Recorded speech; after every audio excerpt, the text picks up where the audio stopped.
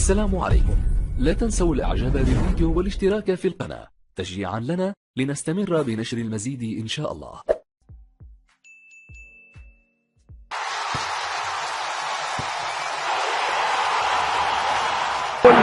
بنزيما وحكم المباراة بينما كرة خطيرة لمصلحة قاسم وفرصة وكرة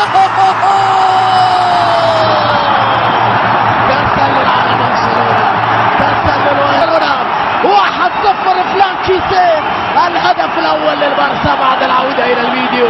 غفلة من دفاع ريال مدريد، عمل كبير من الإيمواري وهدف أول لفريق جافي.